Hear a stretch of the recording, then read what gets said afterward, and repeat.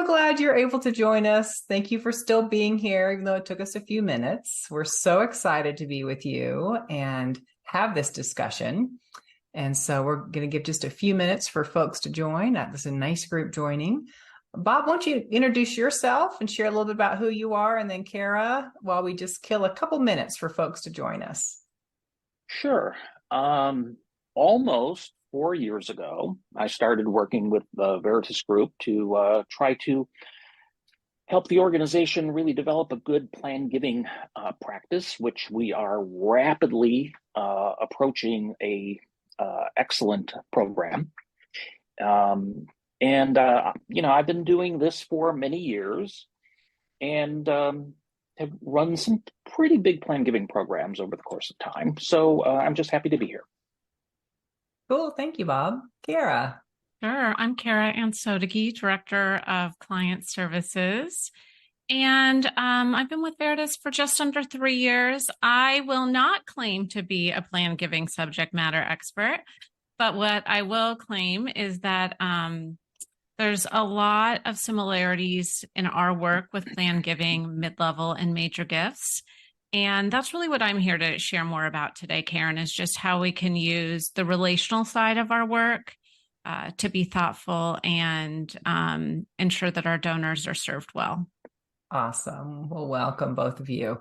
All right. So just to touch base for you all who just joined us, welcome to today's live Q&A event, all the things you don't know that are happening with planned gifts. I'm Karen Kendrick, Senior Director of Client Engagement at Veritas Group, and I'll be facilitating today's conversation. Before we get started, I want to make sure you know how to use this system. So there's a lot of you on here today. So if you would be so kind to put all your questions in the Q&A box, I'll be asking those in just a moment of Kara and Bob. This is a Q&A. So they'll share a few highlights, but really this is your time to ask what's bubbling up for you. So please pop all of those in the Q&A box as often as you can. A recording of this will be sent to you after this webinar. So just know that you'll have an opportunity to plug back in and hear it again. So I'm just so excited to have Bob and Kara with us today. Why don't you all jump in first, Bob, and sort of recap some of the key elements that are occurring, and that may trigger some folks' questions as well. Well, sure. I've been thinking for a while about how the estate tax is supposed to change in 2026, and that might sound like a long way off. But I was in a meeting in, I think it was June, and it was about half plan giving fundraisers and half professional advisors. And the professional advisors were all over this. They're talking to their clients about this. And the plan giving fundraisers were all kind of looking around at each other saying, well, why should we worry about this? It's not for another 2 years. But in fact, if the professional advisor community is talking to people right now about the things that they're going to need to address in 2026, then we as fundraisers should be talking to donors about that now as well. Currently, you can pass tax-free a little over $12.9 million, and that translates into over $25 million for a married couple. But what's supposed to happen in 2026 is that amount is supposed to go and be cut approximately in half. The estimate, we don't know what that amount will be right now, but the estimate is you will be able to transfer about $6.2 million, not $12.9 million. Wow. Now, that sounds like a lot of money to me. But if you're in fundraising, you're working generally with a lot of wealthy people. And if you're working with wealthy people, this is exactly the type of thing that not only are they hearing about from their professional advisors, but they should be hearing from their fundraisers too. And let me tell you why. There are basically 3 ways to get rid of estate taxes. One is to give it all away before you die. You can give $17,000. A married couple can give $34,000 to every person that they want to give to without having to worry about estate tax. So, I worked with some people who had pretty big families, and they were really able to make a dent in how much they owned by giving so much away to their kids and their grandkids and to others over the course of time.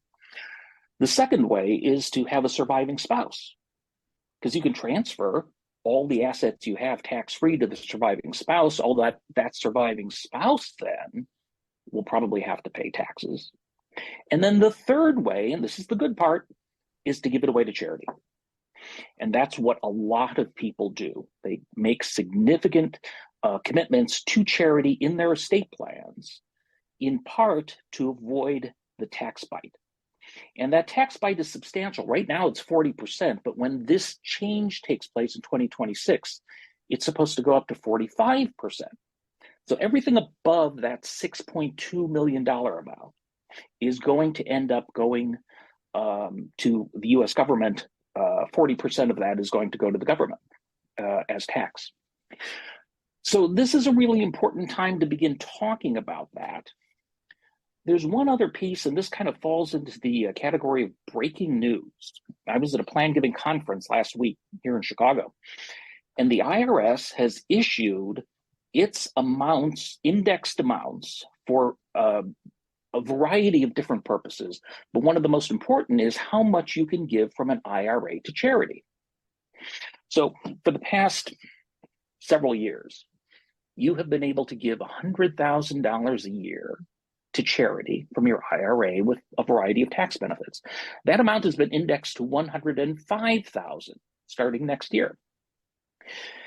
And then last December, in what was called the Secure Act 2.0, it made a provision that allowed people to make distributions from their IRAs for charitable trusts and, more importantly, for charitable gift annuities.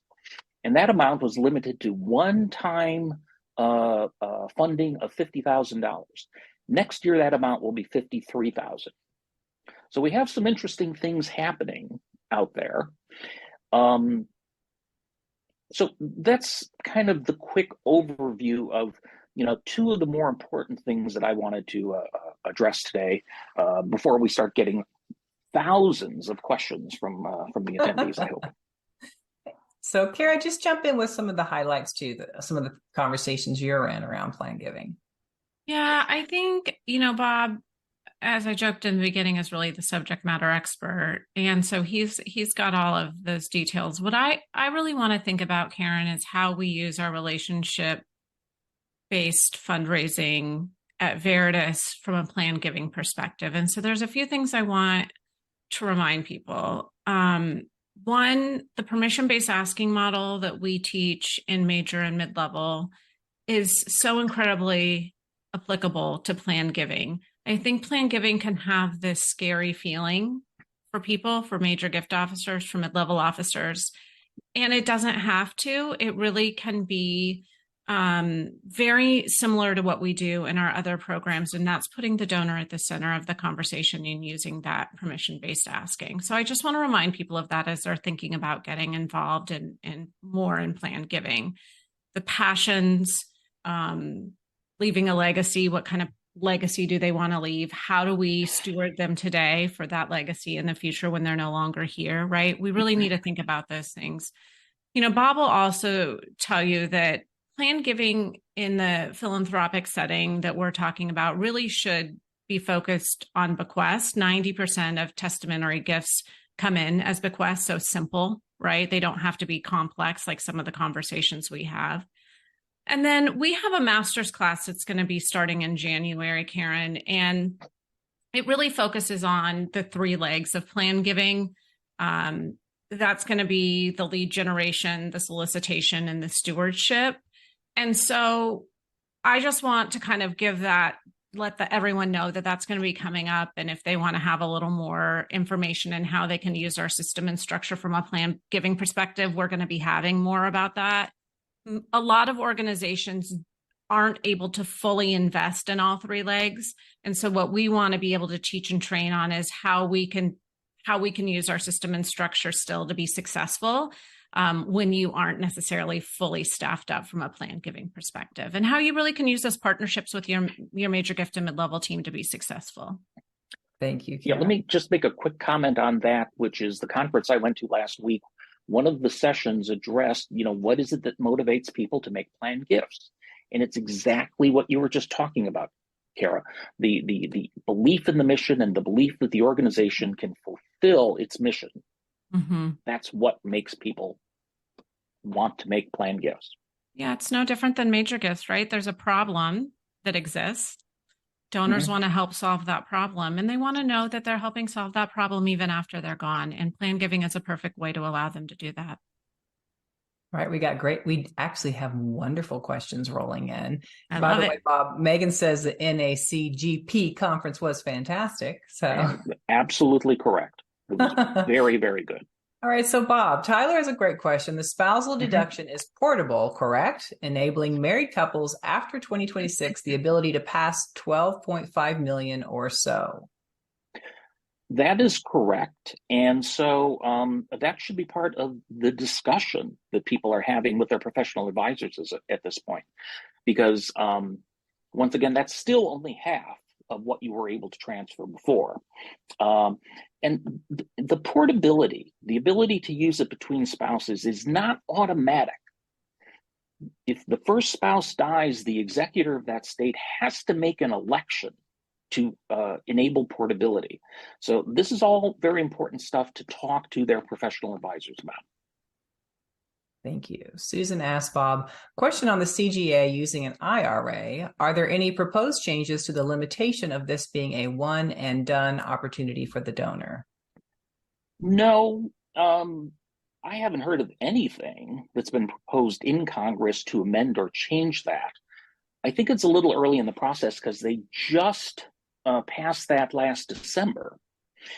And I think it's going to take a few years for some organization like the National Association of Charitable Gift Planners, the American Council on Gift Annuities, AFP, some other charitable entities, to gather the data to be able to go to the lawmakers and say, you know, here's where it's working and here's where it's not working. And we would like you very much to consider making some changes. Thank you. So, Kara, someone submitted a question. What should I be focusing on with my donors at year end? Should I be asking my major donors for planned gifts too? Well, yes, maybe. Um, we joke in Veritas because I like to say that's a yes and. I think it depends obviously on the donors. But if you have donors on your portfolio who have been giving for 10 consecutive, 20, 30 consecutive years, they've made gifts in the last 2 years, they have cumulative lifetime giving over $10,000.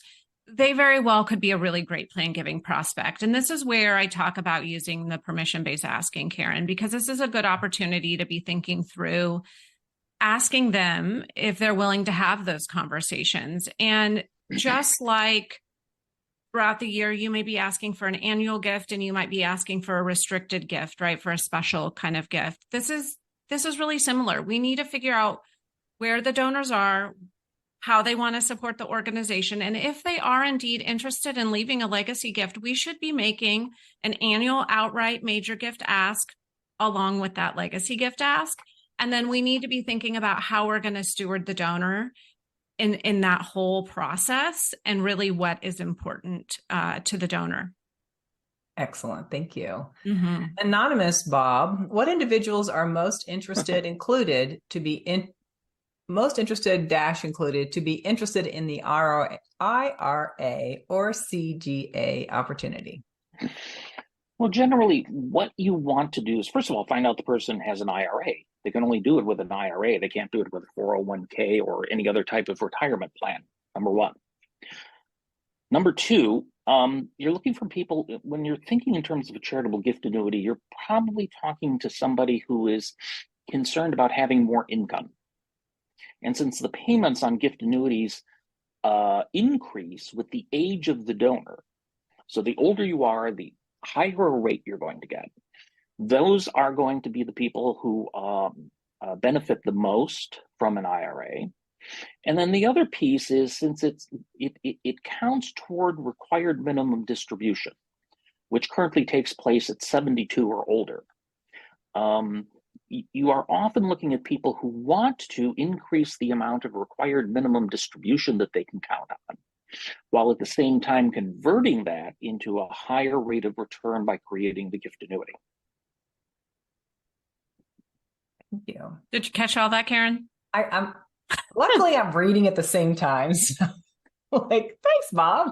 So Tyler Curtis is winning the award for great questions because he has them rolling in like water. I love it. Thank you, Tyler. So here's another one for you, Bob, from Tyler. For IRAs, beneficiaries who inherit an IRA have to deplete those funds over a 10-year period. Any update on whether beneficiaries have to take annual deductions or if they can continue to delay those? Has the IRS provided any guidance?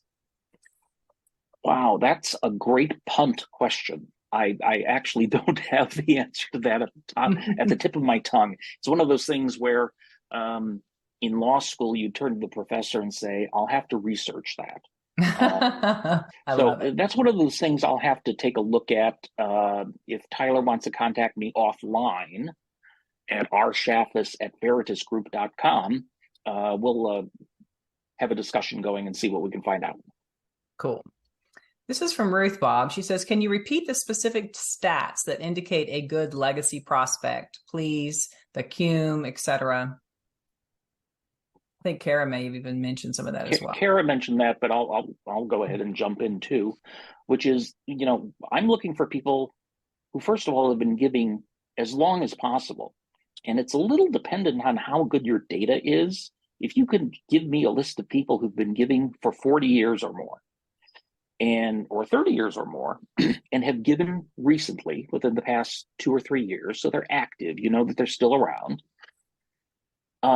Hopefully they have perhaps some volunteer status or other work that they've done with the organization. And I'm generally looking at people who have been giving cumulatively $10,000 or more over that period of time. The longer somebody's been giving, the more likely it is that they are a good plan giving prospect. And you'll notice I didn't talk about age. You hear about age all the time with plan giving. A person is old, so they should be looking at a plan gift. That's not the key element. The key element is longevity of relationship. And Bob, I know we've talked about this before, but I think it's really important that everyone remember to ask donors about their interest in plan giving in as many different ways as they can, so they can start having those conversations with the donors that are indeed interested. Donors you might not even know they should be targeting. For example, do you include a plan giving question on your direct response pieces? Do you ask them if they're interested in having those conversations? Do you ask them if they've already included you? That gives you an opportunity as a major gift officer or mid-level officer to really have a foot in the door, plan giving officer for that matter, to start those conversations using some permission-based asking and see what they're willing to share, right? And so I think really that planning side of that is really important, and thinking through how you can really get to those donors who are interested in having joy today by knowing the difference they can make in the future. Love it. So, Carrie, you've been mentioning the permission-based asking. But give a couple examples of, I'm a major gift officer. I'm asking for my end-of-year gift. We're not going to call it annual gift because we don't recommend just going like, hey, it's time for your one-time gift. It should be really around what the donor's passions and opportunities are. So what might that sound like if I'm wanting to add that to my repertoire of things to ask and engage donors in? Yeah, that's a great question, Karen. It may sound something like, Karen, I know we're coming up on the year-end season, and this is usually when you think about your philanthropic investments in X mission. I know you've really been investing in our mission for a really long time. I know this is important to you, and I've heard you share your passion for our work and feeding the homeless. As we think about your year-end contributions, would you be willing and interested in also talking about a potential for a legacy gift? Because I'd be honored to explore that conversation with you if that's something you're interested in discussing, right? We're starting the conversation. We're letting them give us feedback.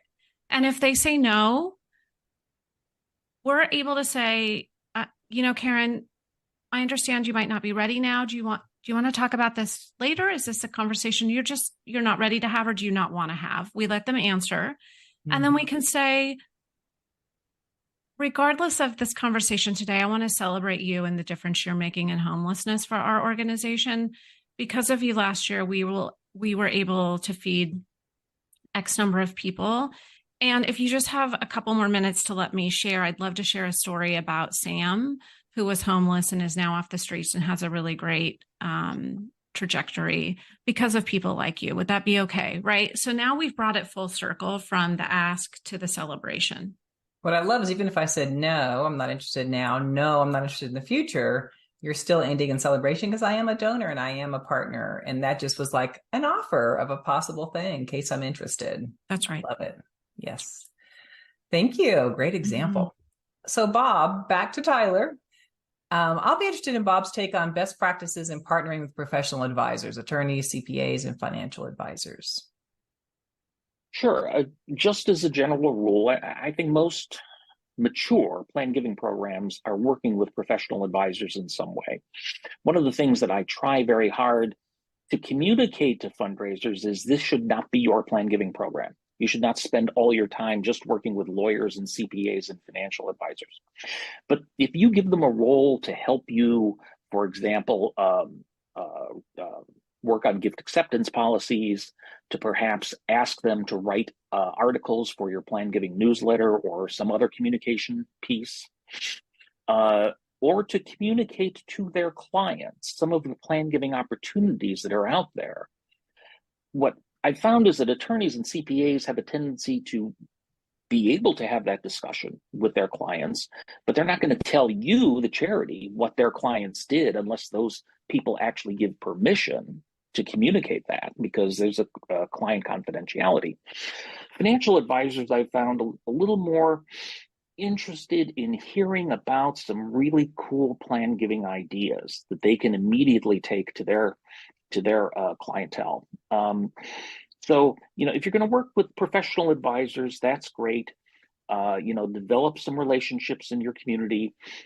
Keep them focused on things that are going to be helpful to your program, and don't make it overwhelm your program. Thank you. So another one here for you, Bob. Baby boomers and the silent generation will bequest a total of 84.4 trillion in assets through 2045. With the 72.6 trillion going directly to heirs, how do you think development folks can encourage donors to increase what they're giving charitably versus virtually automatically passing those resources along to their heirs who may or may not need those dollars? Well, it's a combination of, I think, what both Kara and I have been saying. On the one hand, it's the relationship side. Find out what's important to them. Find out what it is about your organization that really motivates these people to make a gift, and then talk to them about how they can continue that by doing something in their estate plan. I mentioned earlier that most people say that they're really interested in giving to charity because they want to see that charity succeed. They want to see that charity accomplish their mission. But there is a segment, especially the wealthier people with more complex assets, who are looking at the tax consequences of those gifts. And so the very things that we were just talking about a few minutes ago, about how the estate tax is going to change, is scheduled to change in 2026, allows you to have a discussion to talk about how you're going to be able to transfer assets on the one hand to family more tax effectively, but on the other hand to your charity to be able to accomplish the mission that is so important to you. Hey, Bob, I know we only have a couple minutes left, but you have shared an interesting tidbit about donors that are getting an outright major gift ask and a planned giving ask, and how it actually makes them feel more philanthropic sometimes. Can you share that? Because I think that's really interesting. Yeah, some of the data shows that when you start talking to somebody about what they own rather than just what their income is, they begin thinking philanthropically. They begin thinking about the assets that they have and how they can utilize those assets in interesting and often tax-effective ways to make bigger and more impactful gifts to the charities that they support. So, I mean, just as a very simple example, which we all know, a highly appreciated stock worth, let's say, $10,000 is a better tax-wise gift for the donor than writing a check for $10,000. And so you have lots of interesting things kind of in the mix that you can begin now that discussion that you were talking about, Kara, So you can begin talking about the different ways that a person can give in a tax-wise way if that's one of the things that motivates them. Yeah, thanks, Bob. I think the important pieces in there for me are it goes back to like not letting it be scary, or why we use permission-based asking to help them see the value it creates for the organization and them long term, right? And so rather than having this fear as a major gift officer, perhaps, in making this kind of ask, how you can really think about it and shift your perspective a little bit to make sure that it's actually more about the donor and how this can benefit them. And when we do that, it's not as scary. I was just going to say, these conversations should be simple, first and foremost. You know, there's one study that shows that the phrase that people gravitate towards most quickly and most readily in planned giving is not planned giving or gift planning or even legacy giving, but gifts through wills. That simple phrase can be the type of thing that will begin to open that person's eyes towards the different ways that they can make an impact on their charity. They've got two more great questions. So you all talk fast. So, Bob, Plan Giving newsletter. Love the idea. Tell us more about the appropriate audience, current legacy donors or prospective. This is from Liz. Well, if you're going to do a Plan Giving newsletter, first of all, you're trying to generate more Plan Giving prospects. So that's really who you want it for. If you're going to send it to donors, you should segment that differently and really make that a stewardship piece. But the piece that you want to send out that generates new plan gift prospects is a Plan Giving newsletter to prospective donors using the very factors we were talking about a few moments ago: longevity of giving, recency of giving, amount of giving. All right. Yasleen says, I have a question on your idea of including Plan Giving information in direct mailings. I imagine this to be somewhere in the buck slip. Can you share how you've done it before? Any feedback received from donors, whether positive or negative? I think I've done it every way possible. I've done it in buck slips and had it be very successful in generating new Plan Giving society members as well as Plan Giving prospects. I see it on the bottom as just a byline or something like that at the bottom of a letter. And that is a little less effective because what you want to do is get somebody to do something. You want them to ask for more information. You want them to say, I've already done something. So in whatever piece you use, you provide an opportunity for feedback to you as the charity. That's going to be more effective. Well, thank you so much for being with us today for this presentation. And as a reminder, you'll receive a recording of this webinar by tomorrow. And if you have any other questions that come up, or you want to learn more about how we support your organization, contact us at hello@veritasgroup.com. And a member of our team will get back to you. Thank you so much, Bob and Kara. Thank you, everyone, for joining us, and take care.